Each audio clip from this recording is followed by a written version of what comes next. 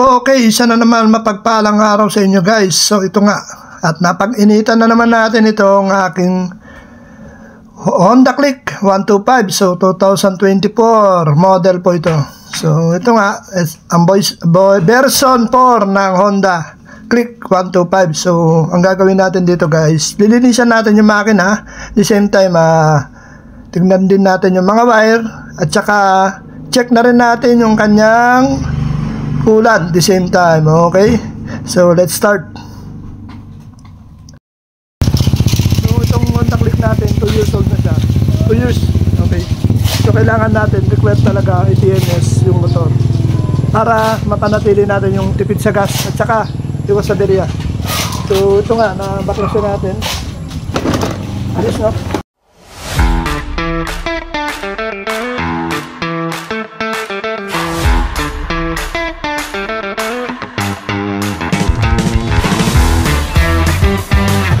Nandito yung fuel filter niya. At the same time, nandito yung fuel pump.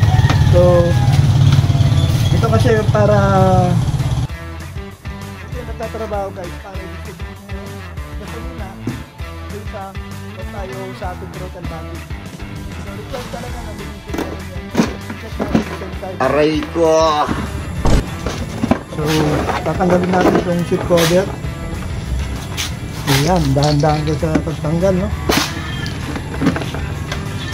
Tanggal na natin to. Ayan.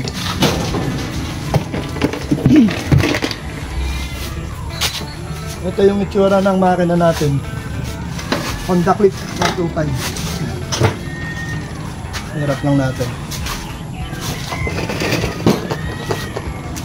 Ayan, ang Honda Click version ano to, version 4. Ayan, ito yung throttle body natin guys. The same din sa kotse yan, may throttle body rin. Tapos ito yung pinaka-injector niya. So napakaselan nito guys, kasi kung wala kang knowledge dito, huwag mo na lang pakialaman. It's better to trust, it's better to live on your trusted mechanic. Kita nga. So yan, lilinisin natin yan. Sabi nila bawal mabasa. Tingnan natin kung bawal mabasa. Yan. Ito yung ating makina. 125cc Honda Click to 2024 version, no. Ayan, malikabok na nga siya guys. Actually malinis pa nga yan kasi every 3,000 km o every change oil nililinis ko yan, chinecheck ko to mga wirings niya kung okay pa. So yan, yun sticker ng kasa yan guys. Sariwa yung motor natin guys. Ayan. Ito yung throttle body niya. Pag tamad ka magpalit ng air filter mo o air cleaner, ang nangyayari sa throttle body, madumi siyempre, kung madumi yung hangin na papasok, madumi din yung throttle body natin the same time. So ito yung coolant natin guys. Ito yung cooling system niya o radiator. So, yung magneto naman yan guys, kailangan mo rin i-maintenance yan. I-maintenance yan guys dahil mahirap hugutin yan pagkatagalan na. Kasi yung corrosion o kalawang namumuo dyan. Kaya yan na nangyayari minsan sa mga mekaniko, di ba? Hinihila nila. Yan. Pero ito guys, all goods to. Ang gusto ko lang mangyari,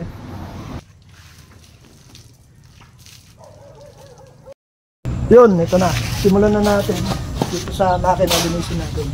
Sabi ng iba, bawal daw mabasa, no?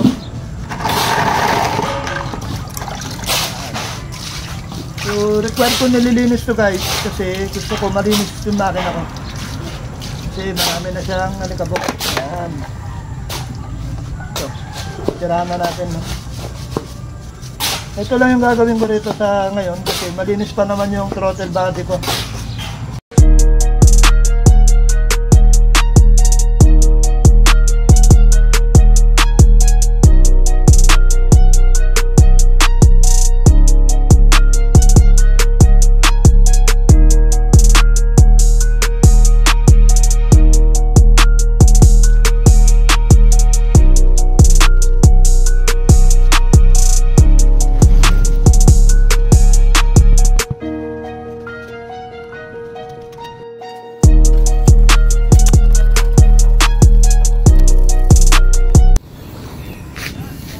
Yun, dyan na nagtatapos muna yung video natin guys. So yan, malinis na yung makina natin ulit.